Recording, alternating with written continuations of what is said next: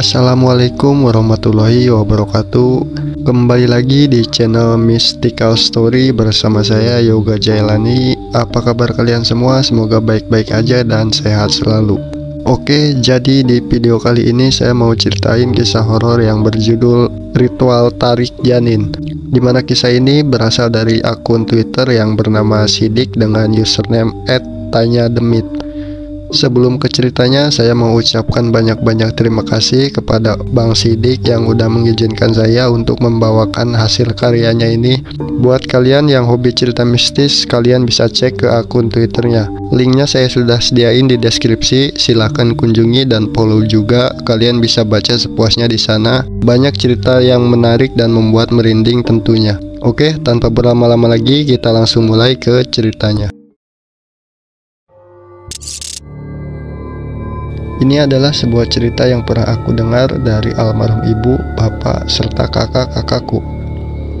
Ibuku dulu bercerita tentang kisah ini ketika dia menyuruh kakak untuk menjaga istrinya yang sedang hamil agar tidak terjadi hal yang sama. Aku akan menggunakan sudut pandang keluargaku agar kalian bisa merasakan apa yang sebenarnya terjadi di sana versi kami sebagai tetangga depan rumahnya, yang mengetahui persis dari awal sampai akhir cerita ini. Tahun 1990 di daerah selatan Jawa Barat, ibuku dan Bu Sri hamil dalam waktu yang berdekatan. Bu Sri adalah tetangga depan rumah. Rumah kami terpisah oleh jalan dan sebuah halaman kecil dengan sebuah pohon mangga di depan rumahnya. Kalau tidak salah, jarak kehamilan ibu dan Bu Sri hanya berbeda 1 bulan pada saat itu. Ibu mengandung anak keempat, yaitu aku, sedangkan bagi Bu Sri itu adalah kehamilan pertamanya.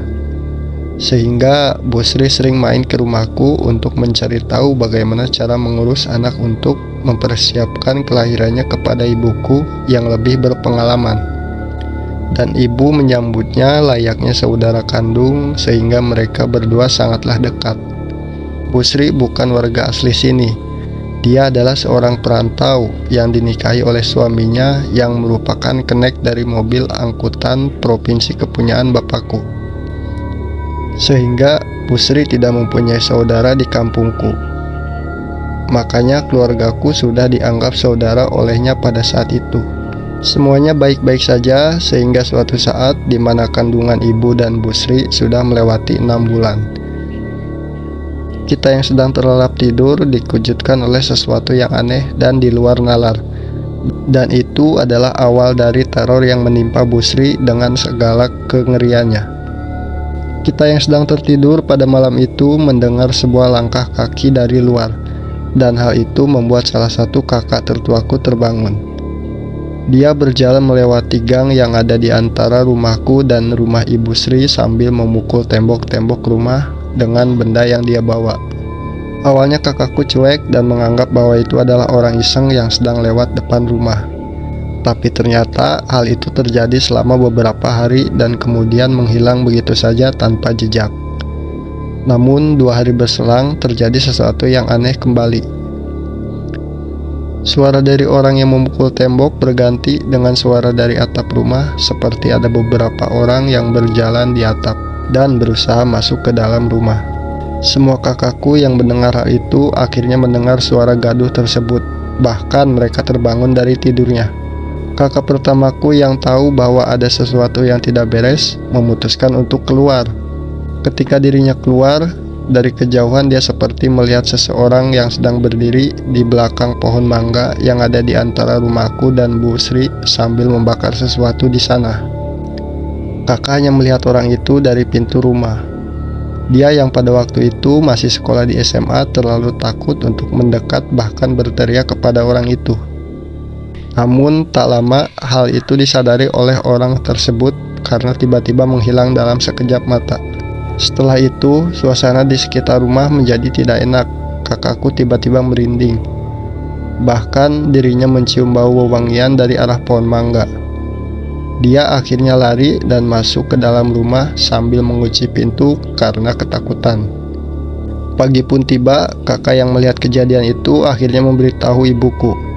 Namun ibu hanya menjawab, Orang itu tidak sampai masuk ke dalam rumah kan? Tidak ada barang yang hilang kan?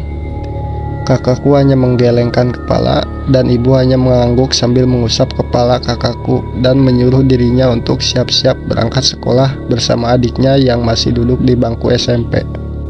Pagi itu, Bu Sri yang biasanya datang dan ikut berjemur di dekat rumah kini tidak datang. Karena ibu khawatir apalagi ada laporan dari kakak atas kejadian semalam, maka ibu berinisiatif datang ke rumahnya mencoba mencari tahu apa yang terjadi kepada Bu Sri pada saat itu. Bu Sri. Ibuku mengetuk pintu rumah Bu Sri pada saat itu. Terlihat tidak ada jawaban di sana, bahkan pintunya masih tertutup rapat. Akhirnya dirinya berinisiatif memutar arah ke belakang rumah. Dia membuka pintu belakang yang merupakan dapur yang jarang dia kunci, karena ketika suaminya pulang, dia bisa langsung masuk tanpa harus menggedor pintu depan. Ibu yang sudah dekat dengan Bu Sri langsung masuk melewat pintu belakang, ditemani dengan kakakku yang ketiga. Dengan tergesa-gesa, dia masuk ke dalam mencari tahu Bu Sri di dalam sana. Betapa terkejutnya ketika dia melihat Bu Sri yang tak sadarkan diri di bawah kursi kayu di ruang tamu dengan wajahnya sedikit pucat dan berkeringat. Sontak, ibuku langsung berteriak ke arah kakak-kakakku yang pada saat itu ingin berangkat sekolah untuk membantu membangunkan Bu Sri dengan keadaan yang panik. Tak lama kemudian, Bu Sri pun tersadar dan duduk di kursi sambil memegang teh hangat buatan ibuku. Bu, semalam saya mendengar suara gaduh di atap, seperti ada kucing yang sedang berantem. Terus tak lama seperti ada orang yang melempar pasir di atas rumah, katanya dengan tangan yang bergetar. Setelah itu, saya terbangun, saya berniat mengusir pakai air. Namun Bu, semua suara gaduh yang dia dengar mendadak terhenti ketika saya terbangun. Semuanya mendadak hening, seperti tidak terjadi apa-apa. Bu Sri sempat terdiam beberapa saat. Tangannya sedikit tergetar sehingga air teh hangat yang dibuat ibuku sedikit tumpah ke tangannya. Terus bagaimana Bu? Kenapa ibu bisa sampai tidur di bawah? Tanya ibuku dengan nada yang pelan. Bu Sri hanya menatap jendela, sebuah jendela dekat depan yang tertutup oleh tirai berwarna merah dan bermotif angsa pada saat itu. Bu, jawab Bu Sri dengan wajahnya yang tampak pucat. Aku melihat sesuatu yang mondar-mandir di depan rumah Bu. Dia muncul dari arah rumah ibu ke rumahku. Awalnya aku kira itu adalah suamiku, namun setelah aku menunggu dirinya membuka pintu belakang seperti suamiku ketika pulang, orang yang ada di luar tidak melakukan hal itu. Malah dia kembali lagi mengelilingi rumah seperti sedang mencari sesuatu. Aku penasaran, siapa dia? Kenapa dia mondar-mandir di sana? Aku sedikit mengintip dari kaca untuk mengetahui siapa dia. Namun Bu Sri kembali terdiam, tangannya bergetar lebih hebat dari sebelumnya. Pas aku membuka jendela, tiba-tiba orang itu hilang. Malah muncul semilir angin tipis di dalam rumah dengan bau busuk yang menyengat Bu. Dan setelah itu aku tidak sadarkan diri sampai ibu datang. Hari pun berlanjut. Atas kejadian yang terjadi di antara rumah kita berdua, mau tidak mau kakak yang pertama harus tidur di luar, ditemani oleh kakakku yang kedua untuk menjaga ibu dan Bu Sri yang letaknya tidak terlalu jauh sehingga masih bisa terlihat ketika mereka berjaga. Bu Sri merasa sedikit tenang karena melihat kedua kakakku dari dalam rumah yang diam di depan rumahku pada malam itu. Pasti banyak yang bertanya-tanya, kenapa malah menyuruh kedua orang yang statusnya masih sekolah untuk melakukan hal tersebut. Perlu diketahui, di kampung pada tahun 1990, anak-anak umur belasan tahun sudah dianggap dewasa. Bahkan banyak yang sudah menikah sehingga wajar hal itu dilakukan. Bahkan tak jarang mereka sudah berkeluarga mempunyai anak.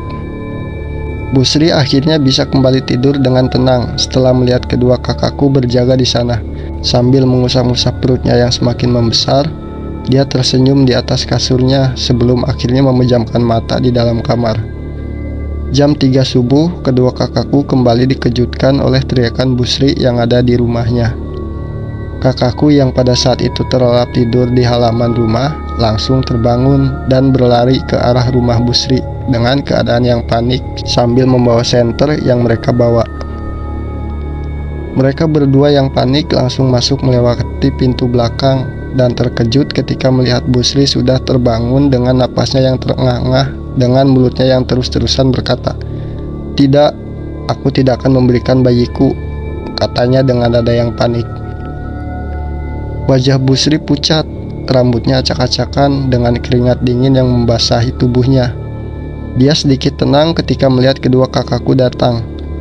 Tak lama, wajahnya langsung tertunduk dan menangis di kamar sambil terus-terusan berkata dengan nada yang pelan, "Jangan bawa bayiku."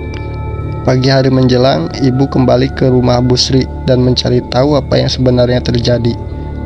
Namun, dirinya seperti merasakan sesuatu yang aneh di dalam rumahnya, seperti ada bau seekor tikus yang mati. Namun, setelah ke seluruh tempat, tidak ada bangkai di rumah Busri. Busri bercerita bahwa dia bermimpi didatangi oleh seorang nenek tua yang keriput. Wajahnya terlihat pucat dengan urat-urat tipis di sekitar wajahnya. Rambutnya yang putih terurai dengan tubuhnya yang sedikit bungkuk tiba-tiba muncul dan mengusap-usap perutnya secara perlahan. Awalnya Busri mendiamkan hal itu. Namun ketika dia sedang mengusap perutnya, nenek itu tiba-tiba meminta bayi yang ada di dalam kandungannya sambil tertawa kecil. Busri menolak dan ingin berusaha untuk kabur dari sana karena wajah nenek itu berubah menjadi menyeramkan. Namun dirinya tidak bisa melakukan hal itu, tubuhnya kaku dan tidak bisa bergerak, sehingga yang bisa dia lakukan hanya berteriak dan terbangun ketika tepat jam 3 subuh dengan keringat yang membasahi sekujur tubuhnya. Ibu yang mendengarkan hal itu langsung berkata, apakah perlu dia memanggil orang lain untuk menemaninya atau memanggil Paraji agar dia tenang lagi? Karena tidak mungkin kedua kakak laki-lakiku terus-terusan jaga di depan rumah atas kejadian yang menimpa Busri. Busri hanya menggelengkan kepala, dia terlalu canggung meminta tolong selain ibu. Sebagai seorang perantau yang ikut tinggal di kampung suaminya, hanya ibu yang bisa dipercaya karena dia takut kalau hal ini bisa menjadi bahan pergunjingan bagi ibu-ibu sekitar kampung. Tidak apa-apa bu, sepertinya itu hanya mimpi buruk. Mungkin aku terlalu khawatir akan orang yang mondar-mandir di depan rumah di malam kemarin sehingga aku mimpi buruk. Apalagi suamiku akan pulang besok, jadi ibu gak perlu khawatir, kata Busri dengan nada yang pelan. Malam selanjutnya, Busri mendapatkan mimpi yang sama. Seorang nenek-nenek yang muncul entah dari mana yang datang dan kembali meminta bayinya untuk diserahkan. Bahkan kali ini dia sedikit memaksa, dia sedikit meremas perutnya sehingga Busri merasa kesakitan dalam mimpinya. Mimpinya benar-benar menyiksa, tubuhnya tidak bisa berlari dan hanya bisa merasakan rasa sakit dari perutnya yang semakin membesar. Dia hanya bisa menangis karena di dalam mimpinya dia tidak mau menyerahkan anaknya kepada nenek yang muncul di depannya pada saat itu. Busri kembali terbangun tepat jam 3 subuh. Namun dia merasakan hal yang berbeda. Rasa sakit yang dia terima di dalam mimpi kini bisa dia rasakan di tempat tidur. Seperti ada bekas remasan tangan yang menarik sesuatu di dalam perutnya dengan sangat keras. Bahkan dia mencium bau busuk yang sangat menyengat dari ruang tengah. Saking baunya dia langsung menutup hidungnya dengan salah satu tangannya dan mencari asal dari suara tersebut. Betapa terkejutnya dia ketika dia melihat ke arah tirai pembatas kamar dan ruangan tengah. Dia melihat sebuah bayangan nenek-nenek yang ditemui dari mimpinya. Tubuhnya yang bungkuk dan menatapnya dari balik tirai sambil tertawa kecil. Busri benar-benar kaget. Lampu 5 watt yang menerangi ruangan tengah membuat bayangan itu terlihat dengan sangat jelas. Busri hanya bisa menatap bayangan itu tanpa bisa melakukan apapun. Mulutnya seperti terkunci ketika dia ingin meminta tolong. Apalagi nenek itu seperti sedang melakukan sesuatu. Dia mengangkat tangannya secara perlahan dan rasa sakit yang Busri rasakan semakin terasa. Busri hanya bisa menahan sakit. Nenek itu semakin tertawa. Dia semakin senang, bahkan kepalanya seperti dimiringkan ke kiri dengan salah satu tangan yang ingin membuka tirai itu secara perlahan. Namun nenek itu tiba-tiba menghilang. Tepat ketika seekor ayam yang ada di sekitar rumah berkokok yang menggema di seluruh kampung. Rasa sakit yang diterima oleh Busri pun menghilang seketika. Akhirnya Bu Sri baru bisa keluar kamar setelah pagi menjelang. Mang Darman yang merupakan suami Bu Sri akhirnya pulang. Itu membuat Bu Sri lega karena dia kini ada yang menemaninya. Bu Sri akhirnya menceritakan apa yang sudah dialami dan meminta Mang Darman menemaninya 3 hari lebih lama sebelum dirinya bekerja kembali bersama bapak. Mang Darman dan bapak seringkali mengobrol di luar sampai larut malam ketika mereka di rumah. Kedua kakakku juga sering ikut sambil mendengarkan sandiwara radio yang diputar di malam hari pada tahun tersebut. Karena di kampung pada saat itu tidak ada hiburan seperti TV yang ada sekarang, maka bersosialisasi dengan tetangga sambil mendengarkan radio adalah satu-satunya cara di sana. Jam 10 malam tiba, bapak izin sebentar untuk pulang mengantarkan kedua kakakku untuk tidur dan meninggalkan Mang Darman sendirian. Bapak yang kembali dari rumah terkejut karena Mang Darman seperti sedang mengobrol dengan seseorang tapi bapak tidak melihat wujudnya. "Mang, ngobrol sama siapa kamu?" kata bapak sambil berteriak. Mang Darman langsung berpaling ke arah bapak yang berjalan sedikit mendekat kepadanya. Dan ketika dia menengok lagi ke arah yang sebelumnya, dia kaget. "Pak, lihat nenek-nenek di sini gak?" katanya dengan nada yang heran. Bapak menggeleng-gelengkan kepala. Dia bahkan berkata bahwa Mang Darman sendirian di sana setelah tinggal bapak mengantarkan kedua kakakku pulang. "Hati-hati Mang, takut itu hantu yang gentayangan," kata bapak sambil menepuk pundaknya. "Jaga istrimu, soalnya yang hamil suka didekati oleh yang seperti itu." Mitos hantu makhluk yang menyeramkan memang sudah menjadi cerita yang lumrah apabila kita hidup di kampung, sehingga wajar bapak berkata seperti itu. "Nanti mah simpan gunting di bawah bantal, takut ada apa-apa." Obrolan mereka pun akhirnya berubah. Cerita tentang orang hamil yang diteror hantu akhirnya menjadi bahan obrolan mereka. "Pantesan si Sri ingin aku nginep lebih lama. Rupanya dia ingin ditemenin karena beberapa hari ada kejadian aneh di rumah," kata Mang Darman.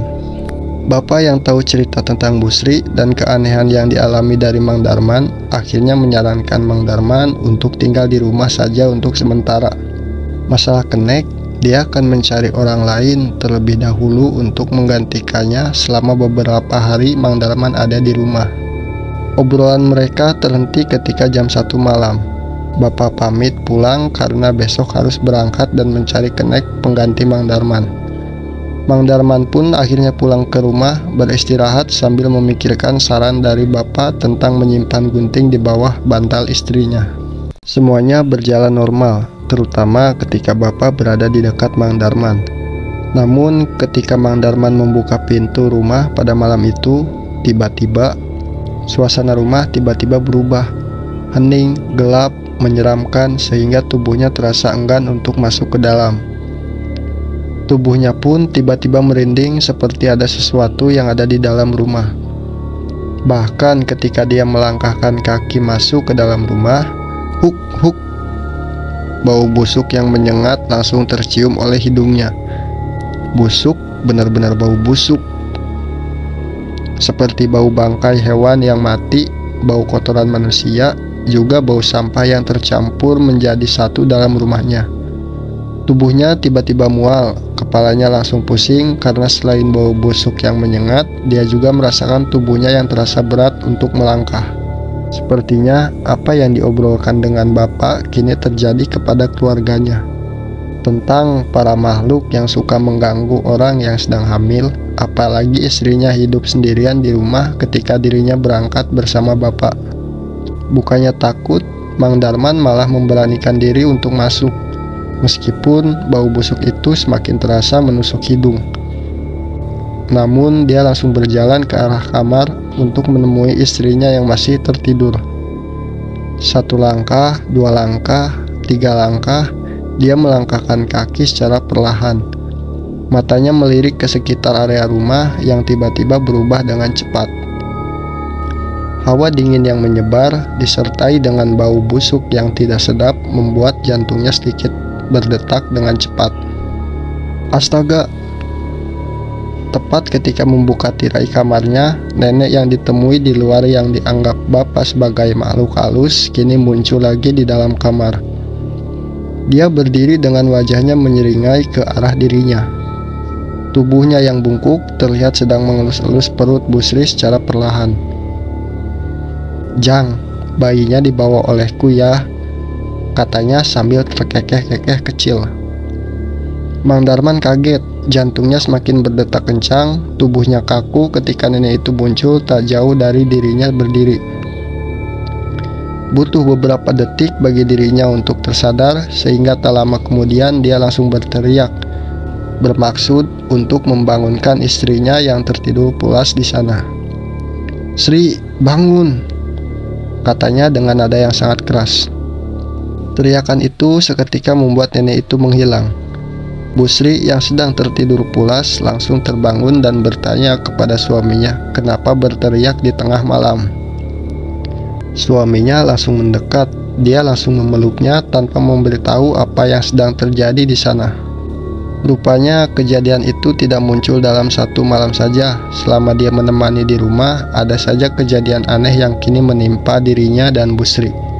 Awalnya Mang Darman ingin meminta bantuan bapak, karena tidak mungkin dia meminta ibu yang hamil untuk membantunya. Namun karena bapak sudah berangkat, jadi dirinya tidak bisa meminta tolong kepada siapapun sekarang. Karena tidak mungkin juga dia meminta kakakku yang masih sekolah untuk menemaninya di rumah.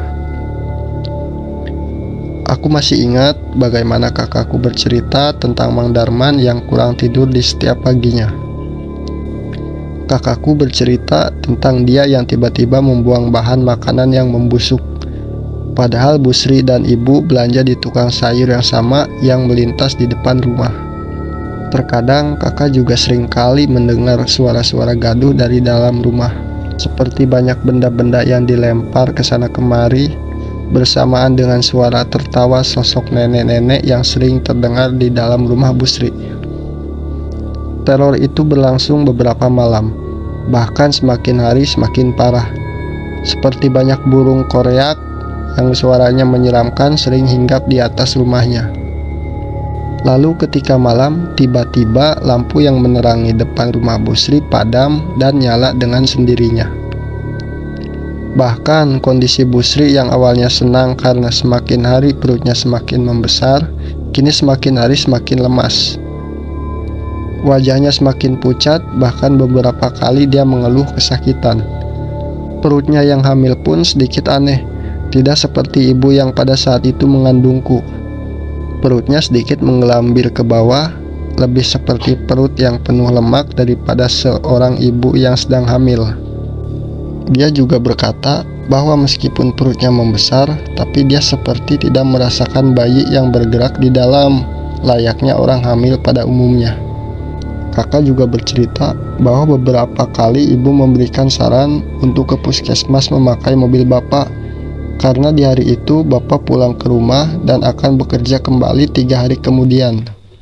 Namun tetap Busri dan Mang Darman menolak karena lagi-lagi biaya jadi permasalahannya. Apalagi jarak dari rumah ke puskesmas lumayan jauh, harus ditempuh oleh mobil selama 1 jam perjalanan dengan kondisi jalan yang rusak dan berbatu. Sehingga Mang Darman terlalu takut hal itu berpengaruh kepada kondisi bayi yang ada di dalam kandungan istrinya. Tepat di hari Selasa, 1 hari setelah bapak pulang, ada kejadian yang terjadi tanpa sengaja. Kakak pertama dan kedua bersama teman-temannya yang sedang bermain bentengan di depan rumah Busri secara tidak sengaja menemukan sebuah benda aneh di bawah pohon mangga. Sebuah pocong kecil yang sudah lusuh dengan beberapa percikan darah yang sudah hangus dan mengering yang ditanam di dekat pohon mangga. Tempat kakakku yang pertama melihat orang yang sedang berdiri di sana beberapa malam yang lalu sebelum akhirnya dia mendadak hilang di sana. Kakakku sempat bercerita kepadaku, pocong kecil itu sangat harum seperti sudah dikasih parfum khusus. Dirinya bahkan membuka tali pocong tersebut dan terlihat di sana ada sebuah kertas tulisan kuno, kembang 7 rupa, dan 2 buah tali pusar bayi yang sudah mengering. Kakakku langsung menceritakan hal itu kepada bapak yang sedang diam di depan rumah sambil merokok sambil mendengarkan radio butut kesayangannya. Jujur, bapak langsung syok. Dia langsung mengambil pocong kecil itu dan meremasnya dengan kuat dengan salah satu tangannya. Ibu yang berada di sana langsung mendekati bapak dan ingin memegang pocong kecil itu dengan salah satu tangannya. Tiba-tiba bapak menepuk tangan ibu dengan keras. Ibu benar-benar kaget atas hal itu, namun dia takut menegurnya karena ibu melihat bapak yang tiba-tiba marah. Raut wajahnya berubah, dia seperti marah atas apa yang kakakku temukan pada saat itu. Siapa yang berani mengubur ini di dekat rumah? Emang itu apa, Pak? Kenapa aku tidak boleh pegang itu? Kata ibu yang tidak tahu kenapa dia tidak boleh memegang benda yang bapak remas dengan kuat. Tanpa menjawab perkataan ibu, bapak langsung berdiri dan berjalan mendekati rumah Bu Sri sambil berteriak, "Darman, keluar kamu!" Bapak masuk ke dalam rumah dan melihat Bu Sri yang nampak terduduk lemas ditemani Mang Darman yang sedang menyuapi makanan untuknya. Matanya terlihat sangat lelah. Dia kayaknya tidak tidur lelap di malam hari selama beberapa malam. Begitu pula dengan Mang Darman yang hanya ditinggalkan beberapa hari saja, kini wajahnya pucat karena kurang tidur sama seperti Bu Sri. "Kamu itu tidak hidup sendiri di sini. Ada istriku dan anak-anakku untuk meminta tolong untuk membantumu." Bapak marah, dia mengangkat tangannya sambil mau memegang pocong itu. "Ini bukan gangguan hantu yang bikin istrimu tidak bisa tidur. Ada yang mengincar bayimu." Bapak langsung membanting pocong kecil itu dan menginjaknya dengan keras di depan mereka berdua. Tepat ketika bapak menginjak pocong kecil itu, Bu Sri tiba-tiba menjerit. Dia langsung memegang perutnya, wajahnya benar-benar kesakitan, bahkan dia sampai turun dari duduknya dan terbaring di lantai untuk menahan sakit yang dia terima. Mang Darman berdiri, dia merasa marah ke bapak karena dia melakukan sesuatu yang membuat istrinya kesakitan. Namun ketika dia ingin mendekati bapak, tiba-tiba bapak mengangkat tangannya sambil berkata, "Duduk," dengan matanya yang melotot ke arah Mang Darman. Mang Darman yang tahu sifat bapak hanya bisa mengurungkan niatnya dan hanya bisa melihat istrinya berguling-guling di lantai. Dia tidak bisa melakukan apa-apa, dia hanya bisa mengepalkan tangannya dengan erat sambil duduk melihat istrinya yang sedang kesakitan. Apalagi ketika bapak mengangkatkan kaki dan menginjak lagi pocong kecil itu, Bu Sri kembali berteriak, wajahnya sampai menangis, saking tidak kuat menahan rasa sakit yang dideritanya. Kakakku bercerita bagaimana jeritan Bu Sri yang memilukan itu terdengar hingga ke rumah. Kakak ketiga yang masih kecil pun sampai berlari ke dalam rumah bersamaan dengan kakakku yang kedua. Mereka terlalu takut karena jeritan Bu Sri benar-benar mengerikan ketika bapak menginjak pocong kecil itu beberapa kali. Bapak terus menginjak-injak pocong kecil itu, mulutnya menggerutu dengan kemarahan yang memuncak. Bahkan dia tidak peduli kepada Bu Sri yang masih kesakitan. "Sudah, Pak, sudah." Mang Darman yang awalnya marah kini terlihat sedih. Bagaimana tidak, dia melihat istrinya yang kesakitan dengan kondisi hamil besar dan berguling-guling di lantai. Dia takut akan kondisi bayi yang dikandungnya. Namun bapak seakan-akan tidak peduli. Dia terus menginjak-injak pocong kecil itu hingga akhirnya tepat ketika dia menginjaknya lagi, tiba-tiba prak. Kaca rumah tiba-tiba pecah seperti ada yang memukulnya dengan keras. Bersamaan dengan angin yang tiba-tiba muncul dan berhembus dari dalam rumah ke arah bapak. Bapak semakin marah, dirinya langsung berbalik ke arah rumah dan meninggalkan Mang Darman dan istrinya yang terbaring di lantai sambil berteriak, "Panggil Pak Haji, harus ada yang diselamatkan di sini." Pak Haji yang dipanggil oleh kakak yang pertama akhirnya datang. Awalnya dia datang kepada ibu karena dirinya merupakan saudara jauh. Bapak yang kini menemani Mang Darman dan Bu Sri di rumahnya melarang ibu untuk mendekat. Hanya kakakku yang boleh mendekati rumah Bu Sri sekarang. Sehingga hal itu menjadi pertanyaan bagi ibu kepada Pak Haji ketika datang. "Kenapa Bu Sri sampai seperti itu, Bu?" kata ibuku. Pak Haji hanya menjawab, "Apakah ada yang aneh dalam beberapa hari di luar rumah?" Paraji, seorang dukun bayi yang tidak hanya membantu para wanita melahirkan, terkadang mereka sering membantu para calon ibu yang mengalami kejadian di luar nalar ketika sedang hamil dengan keilmuannya. Ibu kembali ingat bagaimana di malam-malam sebelumnya ada orang yang mengetuk-ngetuk tembok rumah tentang kakakku yang melihat seseorang di pohon mangga, dan itu semuanya berkaitan. Ternyata kejadian yang terjadi selama beberapa hari itu adalah awal dari apa yang dialami Bu Sri, karena ada seseorang yang sedang mengincar bayi yang ada di dalam kandungan ibu dan Bu Sri. Awalnya dia mengincar aku yang dikandung oleh ibu pada saat itu. Namun karena ada keturunan yang membuat aku diproteksi, membuat mereka tidak bisa merangsak masuk ke dalam rumah, sehingga hanya terdengar suara gaduh dari atas rumah tanpa ada kejadian lain di hari-hari berikutnya. Sedangkan Bu Sri yang posisinya sendirian tidak dijaga layaknya aku, sehingga dia diteror setiap malam hingga akhirnya kakakku yang paling tua menemukan penyebabnya, yaitu pocong kecil yang ditanam di bawah pohon mangga. Setelah mengetahui hal itu, Paraji langsung pamit kepada ibu dan berangkat ke rumah Bu Sri. Betapa terkejutnya ketika dia masuk dan melihat Bu Sri yang lemah di dalam sana. "Kenapa kamu tidak memberitahu dari kemarin ada yang seperti ini?" Paraji langsung marah dan memarahi bapak pada saat itu. Bapak hanya menggelengkan kepala karena juga baru tahu sepulangnya bekerja selama beberapa hari ini. "Bawa keluar semua barang yang ada di kamar. Soalnya harus dibersihkan tubuh si Sri sekarang. Panggil juga 2 anak kamu. Kita tarik lagi bayi yang sudah hilang di tubuh si Sri," kata Paraji kepada bapak pada saat itu. Mang Darman yang mendengar hal itu langsung kaget. Dia merasa tidak percaya atas apa yang dikatakan oleh Paraji di sana. "Maksudnya apa? Kenapa bayinya hilang?" kata Mang Darman panik. "Bayi yang dikandung istrimu sudah hilang, Darman. Sudah hilang beberapa malam yang lalu. Yang sekarang kamu lihat hanyalah sebuah kamuflase dari makhluk yang mengambil anakmu." Mang Darman benar-benar tidak percaya atas apa yang Paraji itu katakan. Namun Paraji tersebut langsung masuk dan menyuruh Bu Sri duduk kembali di lantai. Dia mengusap-ngusap perut Bu Sri secara perlahan. Bu Sri kesakitan ketika Paraji tersebut memegangnya. "Diam, Neng," kata Paraji ke Bu Sri dengan nada yang sedikit marah. Paraji itu mengusapnya beberapa kali, dan di usapan ketiga Paraji langsung menekannya dan membuat Bu Sri kembali berteriak. Bu Sri merasakan perih yang luar biasa di sekujur tubuhnya. Paraji itu menekan perutnya dengan keras dan menekannya ke arah kemaluannya. Tak lama celana Bu Sri tiba-tiba basah, seperti ada cairan yang keluar dari kemaluannya dengan bau busuk yang menyengat. Bapak Mang Darman yang melihat pemandangan itu hanya bisa terdiam. Perutnya kempes secara perlahan ketika Paraji menekan perutnya ke bawah.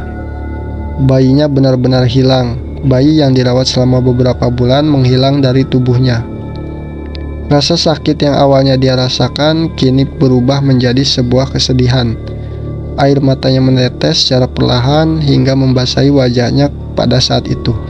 Bu Sri benar-benar sedih. Dia tidak menyangka bahwa ada yang tega melakukan hal ini kepadanya. Buah hati yang seharusnya lahir selama beberapa bulan lagi kini menghilang, dan membuat semua yang ada di sana kaget dan tidak bisa berkata apa-apa lagi. Bu Sri benar-benar menangis akan kejadian itu. Tangisan yang sangat memilukan. Oke, jadi segitu dulu konten saya kali ini. Gimana menurut kalian tentang kisah di part 1 ini? Tulis di kolom komentar. Kisah ini masih belum selesai, akan berlanjut di part 2 nanti. Pantengin aja channel saya untuk menunggu part-part berikutnya dan kisah mistis lainnya. Buat kalian yang sudah mampir, tolong bantu like dan subscribe-nya. Saya pamit undur diri. Wassalamualaikum warahmatullahi wabarakatuh.